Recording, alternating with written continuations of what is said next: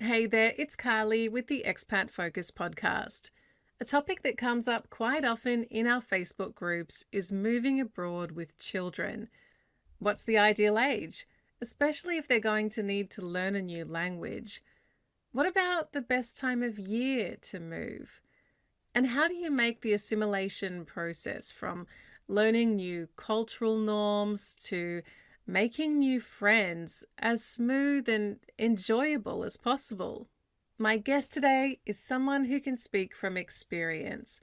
Sharon Green is the founding editor of online publication She Defined. And in 1998, just before she turned 12, Sharon migrated with her family from Durban in South Africa to Melbourne in Australia. Sharon's going to share her experience of being a third culture kid and how it has shaped her and her sense of belonging as an adult. Sharon, I'd like to start by asking how you came to be a third culture kid. So, why did your family move from South Africa to Australia? There were plenty of reasons, as many South Africans who leave South Africa do. This was back in the late 90s. We'd just come off the back of the end of apartheid. There was a lot of political change, a lot of political upset. So that was kind of a reason. My parents were also just looking at the future for us as a family in South Africa. And I think they didn't really see much of a future there for us. So they started looking into immigration, and Australia was on the list. I think they also looked at New Zealand, surprisingly, but it was a lot harder to get into New Zealand at the time. So we ended up doing an application for Australia. But yeah, in addition to that, high crime in South Africa makes the lifestyle there really tricky. Day to day, it's sort of hard to live with. Um, yeah, and I guess just economically as well, it's funny, we're described as economic migrants because we've moved to a country for better prospects. It's a different classification to if you're a refugee or something else. I suppose you could say economic prospects for the future might have been another driving reason for why we moved. Do you recall when your parents told you you were moving and how long that process took? Yeah, I do. They had a conversation with myself and my brother to like kind of nut it out and explain to us, hey, we want to move to another country. I don't remember like the super fine details of that conversation, but um, we were very young. And the process took like more than 3 years, from submitting an application through to doing all the tests and screening, through to getting accepted and actually having the visas delivered. So it was a pretty lengthy process. And I know people have waited much longer than that, especially when immigration out of South Africa was exploding, like sort of into the 2000s. So I think we were kind of lucky that we only had to wait 3 years. They were very transparent with us about the move, but it was sort of told to us to keep it hush hush, at least while the application process was happening, because we weren't sure if we were going to get in or not. And so, of course, we didn't want to tell everyone, hey, we're planning to immigrate to Australia, and then maybe it fell through. So it was kind of like our little secret in a way between our family until we knew for sure that we got accepted. Then we kind of spoke openly about it. And how old were you when you boarded that flight to Australia? I was just a few months shy of turning 12. So I just say to people I was about 12. I was like halfway through grade six, which is the final year of primary school in Australia. And so I ended up only like doing half a year of primary school once we got over there. So, yes, that's young, but I think in terms of emotional maturity, I was on the cusp of turning into a teenager. I was sort of in that adolescent phase. I was quite aware of what was going on, and definitely felt the impact of the move on an emotional level at that age. You'd be leaving all your friends behind and Yeah, and pets and family and oh, the whole pets too. bit. Yeah. Oh, that's I so remember sad. I remember feeling devastated that I had to leave my dog, but he thankfully stayed with my grandmother and went on to live a long and wonderful life after that. So But yes, devastating as a 12-year-old to leave your favorite pet behind, that's for sure. Oh man. I hope your grandmother sent you postcards or photos or something. Yeah, she was great. She was really good at keeping us updated. So And do you remember your first impressions of Australia? I do. I mean, obviously, it felt very foreign, which might be a strange thing to say, like coming from sort of one westernized culture to another. But um, we had a very different sort of cultural or strong cultural identity in South Africa compared to Australia. I mean, I came into Australia in the late 90s. It was still quite white back then, like not as multicultural as it is now. I just remember first impressions were that it was very ordered, lots of rules and regulations. As you know, even from the moment you're going through the airport and being scrutinized by the officers there, it was very clean. And it just felt expansive in terms of the amount of space, like physical space around you. So perhaps not as congested or compact as where we'd come from. So certainly I think that was a reflection of the small population in Australia at the time. And I would say that that's still the case today, especially when you compare it to countries, you know, in the Northern Hemisphere that are far more populated, that are far more dense. So yeah, those were my initial impressions. And how long did it take you to settle in and make some friends and, feel at home at school and in your new neighborhood? Oh, I want to say it was quite quick because I think as a child, you're very resilient, you're very adaptable. I was thankfully put into like some circles of friends, especially in that final few months at primary school, and people kind of opened me with really, welcoming attitudes, and that was so lovely. And then I got to at least take a few of those friendships with me through to high school because I went to a local high school. So it wasn't like I was starting high school, completely alone and not knowing a single soul. Um, but yeah, I don't know the point at which it felt like home, and I still don't know if it feels like home, even after 20 plus years. But yeah, I think probably after about a year, we'd assimilated quite well, or at least my brother and I had, because we had school that allowed us to integrate really easily. And I don't know, I think we kind of just got absorbed into it a lot faster than, say, my parents did, because of the factor that we had school to go to and we were surrounded by other Australian kids and we had activities and things to integrate us into the day-to-day life and so on. So yeah, I want to say like about a year, but it was probably realistically more than that, to feel really kind of like, okay, this is the new place we're living in now, home, so to speak. And yeah, I don't know. I don't have a distinct memory of when it felt right or like a fit per se. When I speak to you, I don't hear a South African accent. Do you remember a point at which you lost your South African accent and really, absorbed the Australian accent? Yeah, I lost my accent very quickly. So did my brother. I want to say within the first 18 months, it was probably completely gone.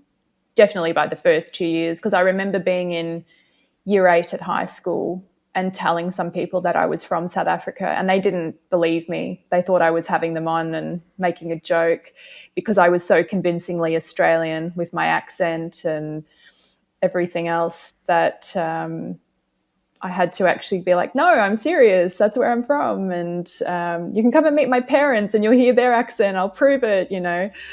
So that was quite funny. But yeah, I don't know. The inflection of my South African accent comes out from time to time, and currently I'm spending time in the UK, and I'm noticing little moments where my accent kind of comes through because the British inflection is kind of similar on certain To words. the South So African, yeah. yeah, What about your parents? I find that really interesting because I would think for children with two parents with the same accent, that it might take longer for them to lose it, or they may not lose it at all, because your home life, I'm guessing, was still heavily South African culturally influenced. That's not the right way to say that. No, you're right. We did still have like a South African influence at home. We certainly still like ate all the traditional foods as much as possible, like where we could get our hands on the right ingredients. We always spoke English at home. That was always our first language, but we would often make jokes or say funny things in Afrikaans, which is quite common, even in English households in South Africa. Zulu as well, which was another language that we learnt. But yes, it is interesting when you're surrounded by two people who've still got a very thick accent. Why is that not still rubbing off? But it's funny sometimes when I spend a lot of time with my parents and then I come back home, my husband always says to me, "You've just been to visit your parents, haven't you?" So he can hear it kind of coming through a little bit. So it's funny. I think my accent comes out when I hear it reinforced around me. Like I know that when I visited South Africa for the first time after leaving, and I spent a whole month in the country. And when I came back, the first thing my mum said to me, because she didn't come on the trip with me, I went with my dad. She said to me, "Oh, you sound so South African. I can't believe it." And that was only after spending a month in the country, just being surrounded by that accent. So it's funny what happens to the ear when you hear things and then you just kind of start slipping into talking Yeah. like that again. I've been in Europe for a good 10 years now, and my French partner says my Australian accent has softened quite a lot. But when I'm drinking or when I'm really tired, he's like, "You're suddenly a lot harder to understand." So I must get a bit Australian lazy in my pronunciation. How old were you when you went back to South Africa for the first time after you had immigrated?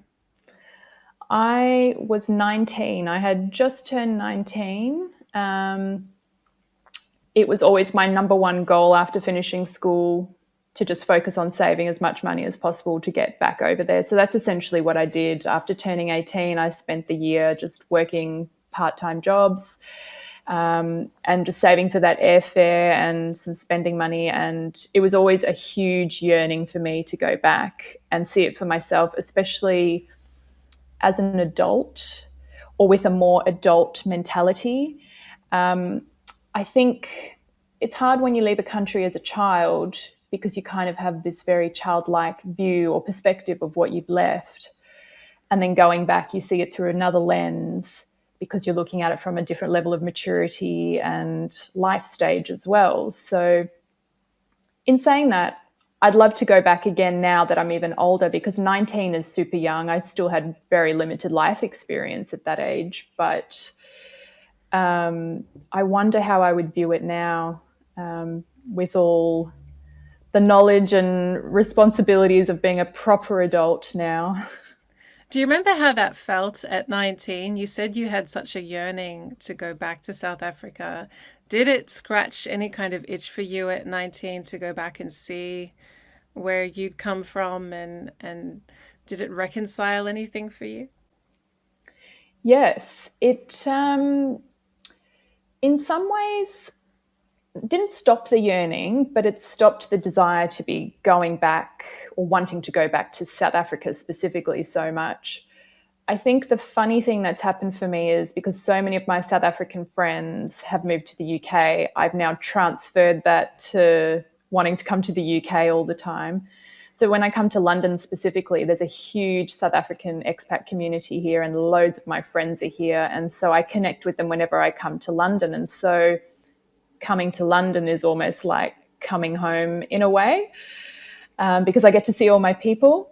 South Africa is a complicated country for me to keep going back to, not only because there's emotional baggage, but I wouldn't say that it's entirely safe to travel there on your own as a woman. And I do a lot of solo travel. I can go to regions like Europe by myself and feel completely safe and comfortable traveling alone, but I can't say the same thing for going back to South Africa on my own. So that's always a huge consideration when I'm thinking about my next travel plans and how would I logistically coordinate that. And I've got a bit of family that is still in South Africa that I could go and stay with and they could help me out, but they're only in one region. And so going to other areas might be a bit tricky and whatnot. I mean, people do it and they're fine, but I think because I've been away from that environment for so long and haven't been learning how to kind of operate within that environment, and I'm talking about having day-to-day street smarts and understanding, the particular areas to avoid or how to behave in certain scenarios. I kind of don't have that as like a default reaction anymore because I haven't been living in that environment. I think it might be a little bit harder for me to go back as a solo female traveler, to be honest. And what about your parents? I'm curious, after their immigration, have they ever expressed a desire to maybe move back to South Africa or in retirement? I'm sure it's a very different country than the one they left, decades ago. Yes, it is a very different country. There were parts of it I didn't even recognize it after going back, and I went back only 8 years after we left. My parents have no desire to go back. I think because they made the choice to move, they've kind of really owned that decision and taken full sort of responsibility in making the choice to put roots down in Australia and making that their home now. And it's funny you asked that question because it was I can't remember, it was earlier this year when we marked our 25th anniversary of being in Australia. And my dad and I do this thing where we message each other on the date and we say happy however many years in Australia. And I said to him, does it feel like home yet? And he responded back and he said, actually, it does. And I thought that was Oh. interesting coming from him. And I thought that was so lovely because it's nice to know that they've settled there and feel like it's home. Yeah, maybe I'm a little bit jealous because I'd love to feel the same way. I don't feel quite as settled there as they do. And I think part of it has to do with the fact that I had no say in the choice to move there in the first place. Looking back at how your parents handled that move, and I know, the fact that they had to wait 3 years was something really out of their hands in terms of the Mm. timeline. Do you think, and I know it's really hard to judge your parents on this decision, but do you think they did the right thing with the right timing for you and your brother? Like, do you think they handled it as well as they could for their kids? Wow. How do I answer that question? Here's a grenade. Because I can go both ways and say yes, they made the right choice, but maybe they didn't on all aspects of making that choice. And I guess I can share some reasons why. I think ultimately the decision to leave was the right thing to do. We've had incredible opportunities in Australia, education and work wise, safety wise. I mean, we have certain freedoms in Australia that we just wouldn't have in a country like South Africa. Something as simple as going out at night and feeling safe, being able to drive in your car alone and not feel like you have to keep looking over your shoulder because you might get hijacked. Gosh, I could list so many different reasons. And once you start to learn to live with that freedom, you realize how unnatural it is to be living in a place like South Africa where the crime rate is so high all the time and you're living on your nerves and you're living on edge every single day. I don't know if the timing of our move necessarily suited me that well. I mean, my brother's never complained. He was a couple of years younger than me, so he managed to integrate a little bit better being younger. And also, he entered the schooling system kind of like midway through primary school, whereas I was in and out of 3 schools in the space of 12 months due to the move. And I look back on that and I think, wow, that's a lot for one person to handle. But we didn't discuss it at the time. I just did it and got on with it because you had to. But yeah, I had started part of my school year in South Africa. We left halfway through, did my final 6 months or so of grade 6 in Australia. And then I was in high school by the following January at a new school in Australia. And I just think maybe that's part of the reason I've never really felt that settled because it started on such unstable foundations when that first year of moving there. So I would say, yes, ultimately the decision to leave was correct and the right thing to do and the best thing for us. But maybe the timing of it wasn't the best for me personally. It's an interesting question. I'm always curious about the answer to this question because it's a topic that comes up quite a lot in the expat focus community groups on Facebook, especially. Oh, I want to move my family from, say, the UK to France. How old is too old for my kids? How young is too young? Will they adapt? Will they struggle?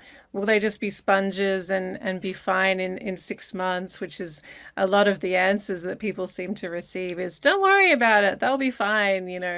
And I'm really curious about what the reality is of that, especially for someone like yourself who's been through it. Sounds like it's not so black and white. Yeah, I mean, some people could argue that no time is the perfect time. But I think if you can consider the sort of schedule of the school year and like when enrollments happen and take that into consideration for how that might play out for your kids, I think that would be such a great way to help them adjust even better. So if you can start them, at the start of a school year or a semester or something like that, that will help them to integrate a lot better. I wouldn't recommend doing what my parents did with me, like, especially if you're in that transition period between moving between primary school and high school.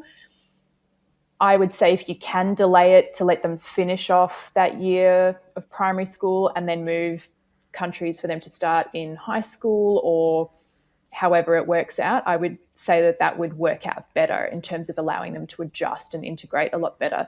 So for me personally, I would have loved to have had the opportunity to finish my final year of primary school in South Africa and then move to Australia and start the new school year going into high school. I think I would have much preferred just starting high school fresh, not knowing anyone, than having to like say goodbye to friends, make new friends, but only know them for a few months because after primary school, people all go to different schools for the most part. And then starting again a few months later at a new school, we are having to like remake new friends and learn new systems and the whole thing. So I think maybe there isn't always a perfect time, but I think certainly around like the school year, if you can make that work as best as possible to start them at a moment where it's going to be easier for them to integrate, I would definitely highly recommend that to parents who are considering the immigration route. Speaking of new friends and new systems, is there a memory from early in your move to Australia that really stands out where you had a bit of culture shock or cultural confusion, I suppose? Oh, Because I know us Aussies have like some very yeah. specific ways of saying things. And I discovered just the other year that the nut bush that we do at weddings, the dance, is not something that everyone does around the world at weddings. It's actually really specific to Australians. Yeah. I mean, I think there were heaps of things, especially the particular use of words for particular objects. Like that was always pointed out as something that was a bit weird or a bit different when I first moved over.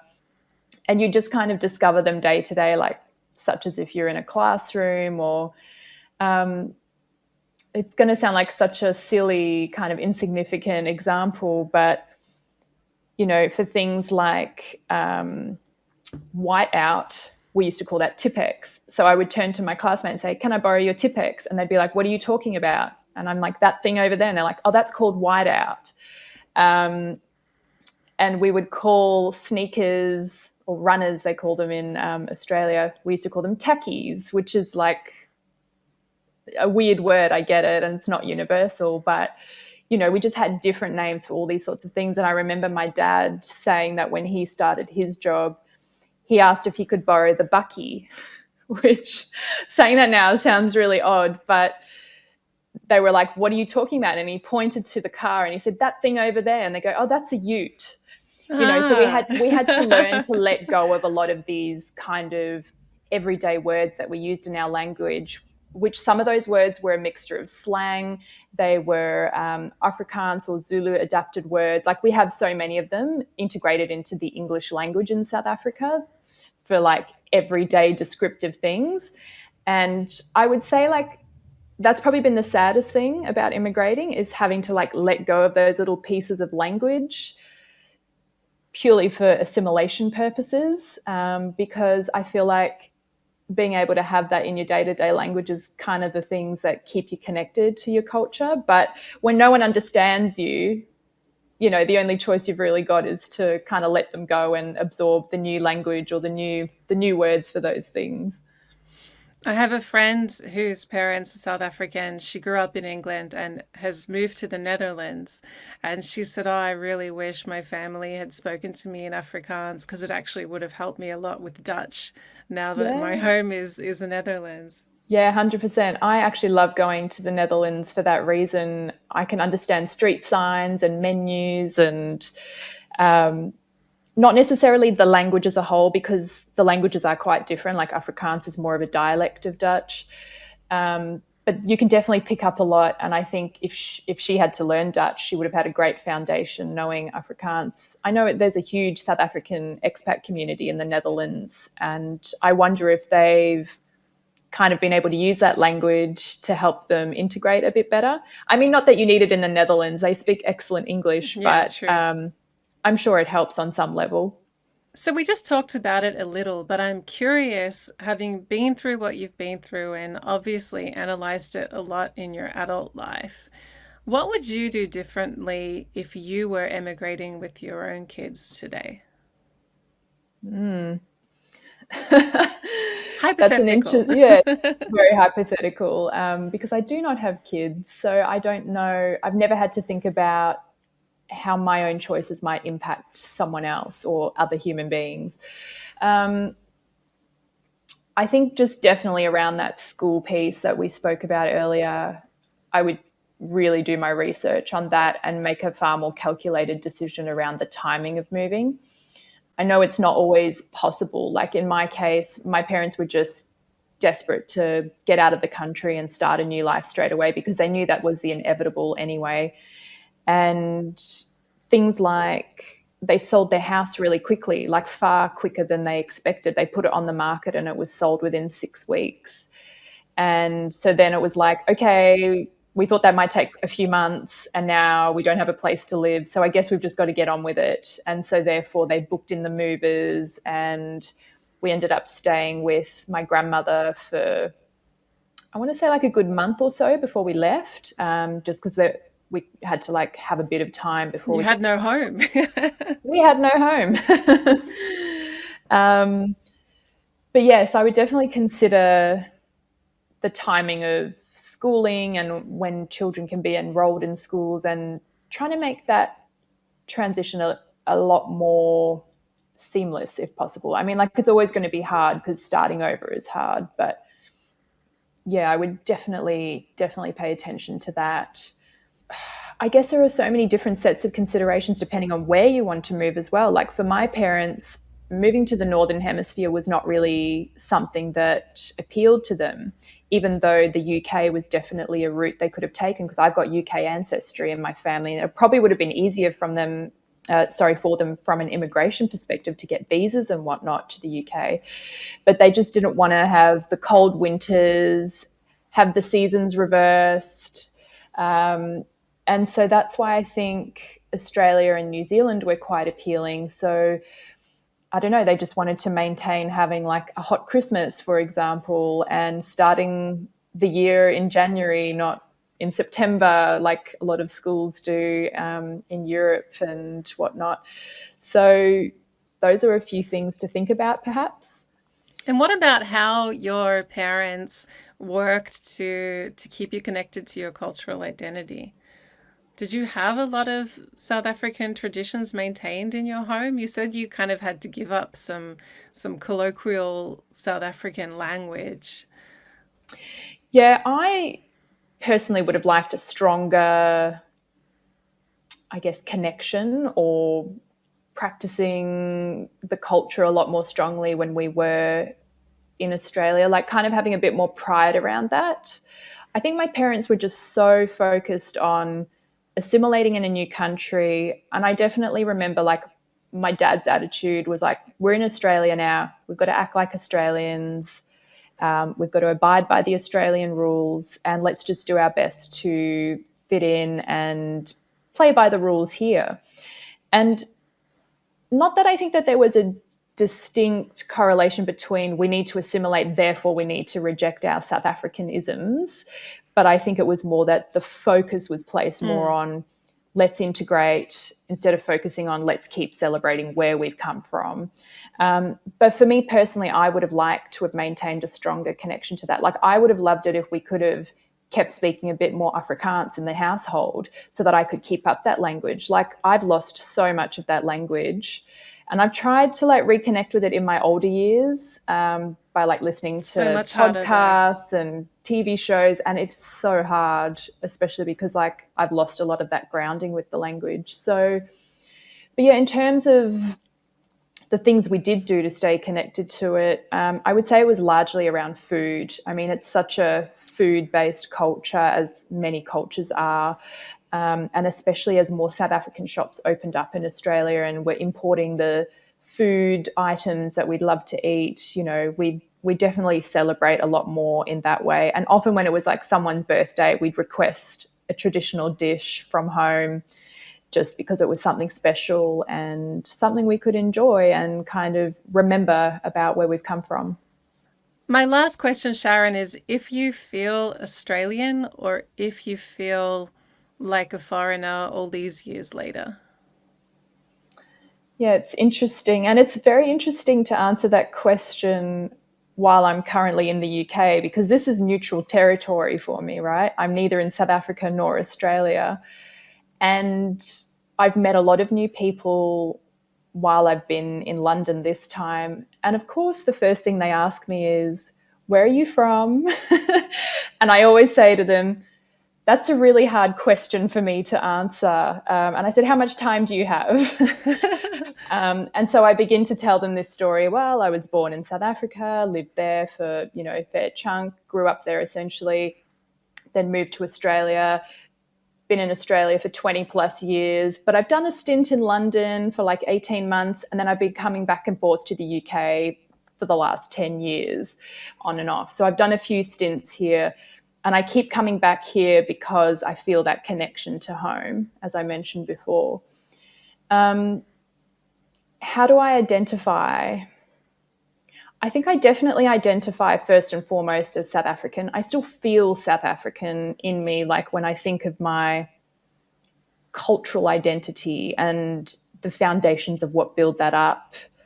But then it would be really tough for me to say that Australia hasn't influenced me and hasn't shaped who I've become. And, you know, this is something I struggle to explain to people. And my husband asked me one time, and he's Australian, and he said to me, you can't tell me you don't feel even a little bit Australian. Like he just found it so hard to conceptualize it after living somewhere for so long. And from his point of view, I seem to have integrated so well to then not feel like I identify at all as an Australian. So I suppose in some ways there are aspects of me that do. But I definitely think that because I formed the foundations of my identity in South Africa, that's always going to be a huge part of how I self-identify, I guess. A little bit of both is maybe the answer to that question. I don't know. I'm kind of thinking about this question a lot at the moment, and maybe it doesn't have to be a clear-cut answer because, to be honest with you, I don't really feel like anywhere feels like home. And I guess being a permanent expat means I'm always going to kind of feel like a little piece of me is scattered across the world, no matter where I go. So yeah, I don't know. It's a weird one. I'm sitting with that question for the moment. So to be continued. Definitely sounds it. And especially, something that came to me as you were speaking is, well, what does the future hold? Do you see yourself maybe spending more time in the UK, more time in South Africa? basing yourself in Australia? Oh, Maybe gosh. there's a fourth country in there. I don't know. Wouldn't that complicate matters? I really don't know. All I can say is that I'm open to international experiences. I guess I view myself as very international, and so therefore I'm very open to having experiences abroad. I mean, and I don't know if you do this as an expat, but I can never travel anywhere now without looking at it through the lens of, could I live Could here? I live here? Yeah, absolutely. Would I move here? What's this neighborhood like? What would it feel Every like to time pack up and start again? Yeah. every time I visit a place, I'm never just there thinking, oh, I'm just visiting and this is nice. I'm always looking at it from the perspective of, is this a livable place? Could I see myself living here? What are the pros and cons? It's just going on and on in my mind. And I think I'll never be able to be rid of that because of the life experience I've had. And so I don't know what the future holds. I mean, the UK is certainly has a very strong pull for me. I've got a lot of connection to home here. I'm sure I'll be back here in some capacity or another in the future. I'm not sure if that will be more permanent or not. But in saying that, I think Australia is also a really great country to live in. I mean, we have, excellent amenities and facilities and a good lifestyle there. So yeah, I don't know. It's sort of hard to completely abandon one country for another because they all come with their pros and cons. I think it's about finding that happy medium for yourself. And this is also another thing I'm exploring, especially while I'm in the UK and I've got a fresh perspective. I have actually been missing a few things about Australia since I've been here, which is hilarious because I'm like, the whole reason I came back to the UK was to have a break from that environment and get away from all the things that annoyed me about it. And here I am missing Absence makes certain the heart things. grow fonder. Yes, it's a weird perspective to live from is all I can say.